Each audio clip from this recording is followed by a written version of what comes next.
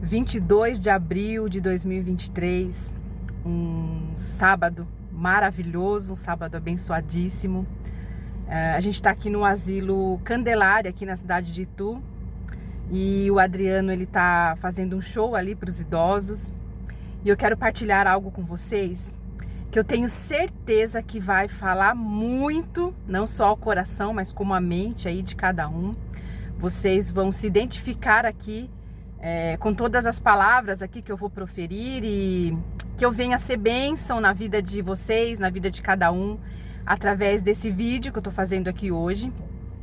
Um vídeo que eu não estava esperando fazer de maneira alguma, mas devido a um acontecimento que aconteceu hoje com a gente aqui, eu quero muito compartilhar com vocês, porque eu tenho certeza que é necessário. Quando nós chegamos aqui hoje, veio um senhor falar com a gente. Quero deixar muito claro aqui que a gente não ataca pessoas jamais, mas sim o engano, muitas vezes a ignorância mesmo da pessoa. E eu quero dizer para vocês que a hora que a gente chegou aqui, que nós colocamos os nossos pés nesse lugar, tinha um senhor que ele veio na nossa direção. Eu quero falar para vocês que o diabo ele veio para matar, roubar, destruir, infernizar, tirar a paz, enganar, tudo isso e muito mais. Diabo que eu falo aqui não é um ser físico, ok? Não é um ser espiritual, ou seja, é o próprio ser humano, é a própria carnalidade, aquela carnalidade desenfreada, que está pronta para atacar, está pronta para destruir, está pronta para acusar. Esse é o verdadeiro diabo, ok? E na hora que nós chegamos aqui, veio um senhor falar com a gente, nos cumprimentou com toda a maior educação. Ele olhou para nós e disse assim: vocês não estão mais na igreja, né? Nós falamos: não, glória a Deus, estamos libertos desses lugares. Ele falou assim: mas vocês estão errados. Eu falei assim: tá, mas a palavra diz que nós somos a igreja. Não, vocês estão fora da igreja. Não, não tem como nós sermos igreja e nós sairmos dela. Não tem como. E ele ficou ali revoltado, ficou bravo, tentou colocar aquilo ali que uma vez foi introduzido na mente dele, né? Não, mas é importante vocês estarem congregando. Eu falei: meu amado, a gente já está aqui hoje. É uma congregação, a gente vai estar aqui reunido com os idosos, a gente vai cantar, a gente vai louvar. E comecei a explicar para ele, né? Mas vocês não tomam santa ceia, vocês estão em pecado. Tudo aquilo que quando nós também éramos desse meio, nós também agíamos exatamente como esse senhor agiu. Mais uma vez eu repito que nós não estamos aqui para denegrir, nem para expor, ok? Mas, infelizmente, o engano religioso que toma conta das pessoas, a gente sabe disso, né? Que nos dias de hoje está muito comum. Mas quando você tem os olhos iluminados, quando nossa mente foi renovada pela transformação, principalmente das boas novas, né? Desse evangelho que é o evangelho da graça, nós sabemos que tudo se faz novo na nossa vida, né? Quero falar para vocês o seguinte: eu e vocês, você aí que está me assistindo, nós somos espíritos revestidos de carne. Eu já falei isso por inúmeras vezes em todos os meus vídeos. E eu digo isso por quê? Porque Deus é espírito. Como diz lá no livro histórico de João, lá no capítulo 4, no versículo 23, ele diz: Deus é espírito. E importa que os verdadeiros adoradores o adorem em espírito e em verdade. Em momento algum você consegue ver lá nesse livro de João sendo citado de que nós deveríamos estar adorando em templos feitos por mãos humanas, que nós deveríamos estar dentro de uma congregação, que nós deveríamos estar dentro de uma unidade, né, religiosa. Jamais, em momento algum, a palavra diz isso. Ele diz que importa que os verdadeiros adoradores o adorem em espírito e em verdade. Ele não cita lugares, ele não cita uma região geográfica, ele não cita isso. Isso pode ser dentro do secreto do teu quarto. Inclusive esse senhor fala: tá, mas onde vocês o adoram? Em primeiro lugar, nós o adoramos com as nossas atitudes, principalmente freando a nossa natureza carnal, tentando ali controlar a nossa ira. Principalmente é dessa maneira que a gente vai estar adorando, exaltando o nome dele. E ele ficou nervoso, ele começou a ficar alterado. E teve um certo momento onde ele olhou para nós, o Adriano ali numa cadeira de roda, com um certo desprezo. Sabe, você consegue detectar isso. Nós que temos essa revelação, nós temos essa sensibilidade de conseguir discernir, né? O espírito que está na nossa frente ali, ou seja, não digo espírito de espírito, gente, pelo amor de Deus, a gente consegue ver o estado de espírito que a pessoa está naquele momento. Você vê que a pessoa está desdenhando, que ela está olhando com desprezo, ela está repudiando, né? E eu quero falar exatamente isso com vocês hoje. Lá em Romanos 8:11 diz: e se o espírito daquele que ressuscitou dos mortos, Jesus, habita em vós, aquele que ressuscitou dos mortos, a Cristo Jesus, igualmente vos dará vida, a seus corpos mortais, por intermédio do seu espírito que habita em vós. Gente, se essas palavras que eu acabei de dizer aqui não têm poder de tocar no íntimo de vocês, me desculpem, mas eu não sei o que pode então vir a tocar vocês no profundo. De verdade mesmo, eu falo isso com o coração aberto. No livro de Colossenses, é Paulo, né, falando ali a igreja de Colosso, lá na primeira era cristã. Ele disse assim, lá no capítulo 2, no verso 10. Olhe só que importância desse conhecimento, gente. Também nele estáis aperfeiçoados. Olha que palavra, aperfeiçoados. Ele é o cabeça de todo o principado e de toda a potestade. O que eu quero dizer com isso? Preste muita atenção no que eu vou tentar lhes dizer aqui, no que eu vou tentar explicar para vocês. Deus, em primeiro lugar, ele não nos deve absolutamente nada. E eu falo isso tanto espiritualmente como também na nossa natureza carnal. E se por um momento nós acharmos que Deus nos deve algo, nós estamos indo contra o que diz o Evangelho. Nós não vivemos hoje da esperança de que Deus tem obrigação de fazer algo por nós.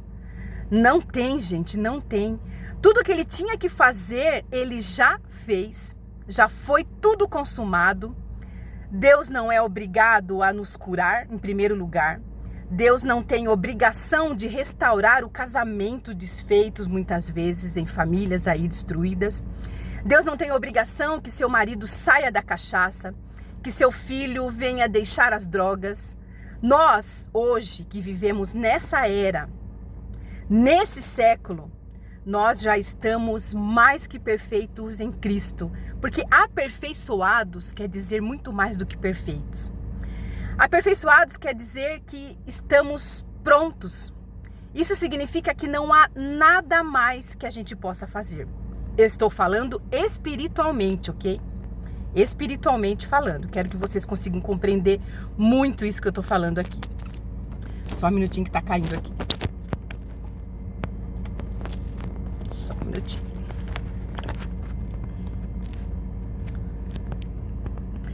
Não tem nada, tudo foi consumado, gente. Tudo foi consumado e está mais do que perfeito. Me refiro no espírito, porque em nossa natureza carnal a gente sabe que cabe inúmeras melhoras. Lógico que tem que partir de nós, ok? Só depende de nós. Deus não vai te melhorar com a sua natureza carnal. Deus não tem parte, a palavra diz que não tem parte. Paulo, né, já havia nos admoestado de que a nossa carne de nada presta. Tudo que se refere à nossa carne não existe nada de perfeito e nunca vai existir, porque ela nunca vai se converter. Nesta matéria não cabe perfeição. Somos seres deterioráveis, somos um corpo corruptível, né, como diz lá em 1 Coríntios 15:53. Que é necessário que este corpo corruptível se revista da incorruptibilidade, que o corpo mortal se revista da imortalidade. O que quer dizer? Que vamos sim ter que deixar essa natureza carnal, essa vida aqui terrena, para que um dia nós sermos 100% perfeitos no Espírito, porque o Espírito já está perfeito. Já foi naquela cruz com Ele, juntos com Ele, nós fomos aperfeiçoados. Revelação aí mais que linda, né, que existe, gente. Então, eu espero que vocês estejam me compreendendo, ok, neste vídeo aqui. Este conhecimento tem que chegar a muitos e muitos, em principal para aqueles que estão ainda presos no engano de que podemos fazer algo para o nosso espírito. Nós não podemos, eu vejo muitas pessoas falando, vocês têm que buscar a salvação. Gente, desde quando o ser humano consegue buscar algo de bom? Que seja no espírito? A salvação, se dependêssemos de nós, seria uma catástrofe, um desastre. Porque nós não temos essa capacidade de buscar ser salvo de nada. A gente tenta assim frear os nossos atos, principalmente da nossa natureza carnal. Isso é uma atitude diária, uma decisão que tem que ser diária na nossa vida. O tentar não se irar, como esse senhor ficou irado com a gente. Ele ficou irado porque a gente estava indo contra aquilo que um dia ensinaram ele. Ele não está, como é que se diz? A gente tem que ter muita paciência, muito amor, né? A hora que ele falou pra mim assim, vocês não tomam Santa Ceia, eu falei pra ele assim, meu senhor, isso é um assunto que eu levaria a tarde toda para estar debatendo com o Senhor. Não digo na questão de debate, mas na questão de estar conversando com o Senhor. E detalhe, biblicamente falando, de acordo com aquilo que a Bíblia nos ensinou. Né? Todo mundo sabe aí que o ato da Santa Ceia era um ato ali totalmente judaico, né? Era uma cultura judaica, né? E aí ele ficou nervoso, ficou alterado, daí ele começou a falar assim, vocês precisam louvar a Deus. Gente, todos os lugares que meu marido toca, ele coloca louvor no meio. Aquele louvor que agrada a ele, sabe? Ele coloca no meio. E eu falei pra ele assim, meu senhor, é muito fácil você ser crente dentro de uma igreja. Eu quero ver você ser crente fora dela. Eu quero ver você ser crente num ambiente ali, como eles dizem, né? Onde tem só pessoas mundanas.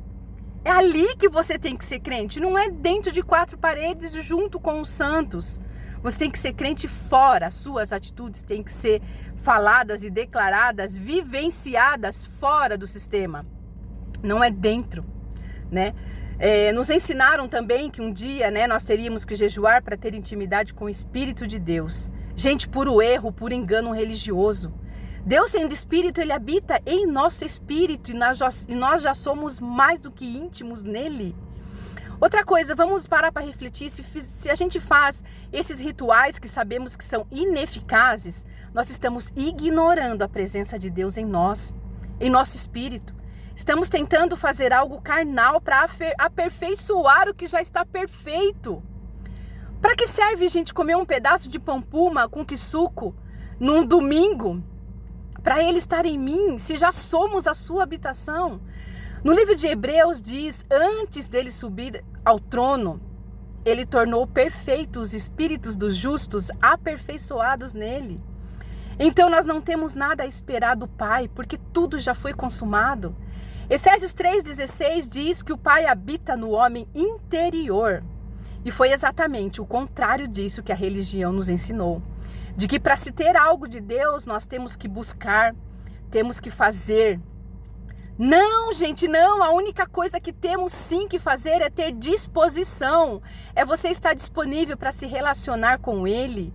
É estar no mesmo espírito 24 horas por dia, conectado nessa mesma comunhão perfeita, na mesma sintonia. E em principal na nossa mente. É estar conectado na mente com Ele. Em um passado não muito distante, nós tínhamos que subir no monte para viver isso que acabei de falar aqui. Tínhamos que acordar às 3 da madrugada para Ele nos ouvir, porque segundo os líderes religiosos, eles diziam para nós que a fila para falar com o Pai era menor de madrugada. Gente, pelo amor de Deus, pelo amor de Deus. Hoje que nós temos os olhos iluminados, a nossa mente renovada, somos espíritos revestidos de carne vivendo experiências humanas e não o contrário. Uma vez que o nosso espírito está perfeito, é a nossa natureza carnal que tem que se submeter a Ele. Nossa carne tem que ser conduzida por Ele, para que essa nossa natureza, nossas atitudes, nossos pensamentos, os nossos atos não tropecem em si mesmo e nos causem ainda mais destruição. Porque a nossa natureza é cheia de imperfeições. Buscar o domínio próprio, freando a nossa carne, mostrar para minha natureza quem é que manda. É assim que tem que ser. E para finalizar, eu quero dizer para vocês aqui, o nosso espírito já está perfeito, ok? Nós já nascemos reconciliados com Cristo, justificados nele em uma comunhão perfeita. através de toda a obra consumada.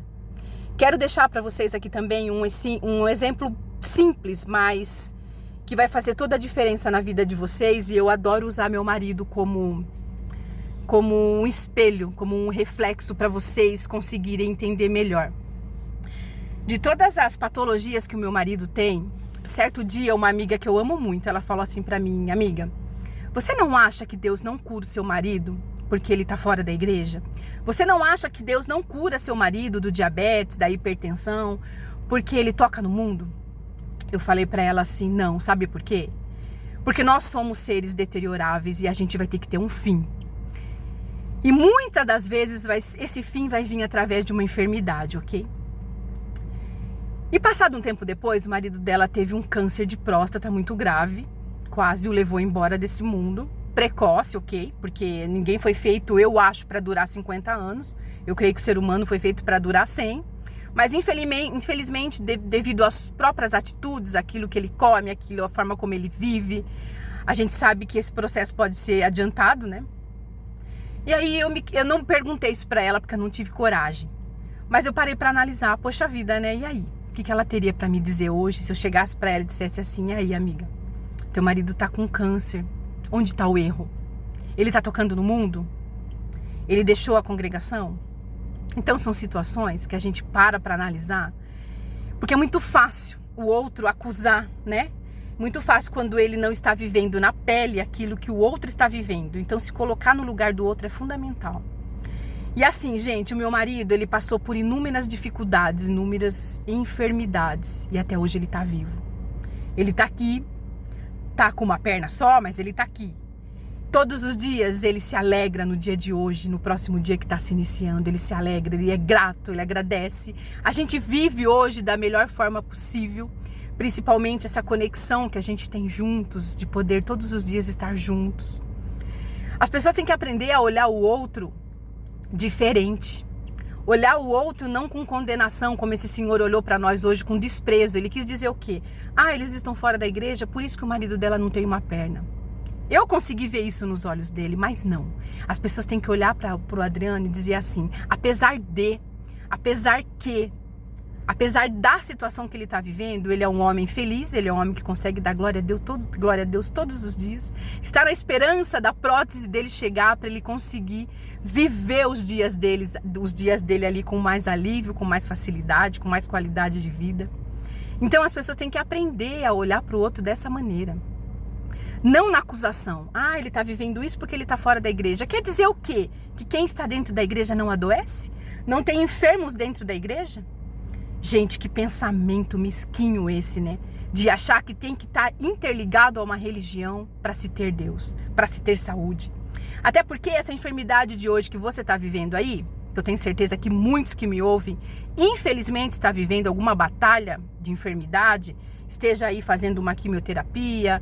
Eu desejo para vocês que vocês tenham todo o ânimo e toda a força de Deus na vida de vocês. E que vocês venham concluir esse tratamento e que esses dias de vocês sejam prolongados com muita saúde. É o que eu desejo. Mas pode ter certeza que passando essa enfermidade vai vir outra. Hoje você tem uma dor de cabeça, amanhã você tem uma amidalite, amanhã você tem uma falta de ar. Nós somos seres deterioráveis, imperfeitos. Não se esqueçam disso, o que está perfeito é o nosso espírito. Então, se a gente se curar hoje de uma enfermidade, pode ter certeza que vai vir outra.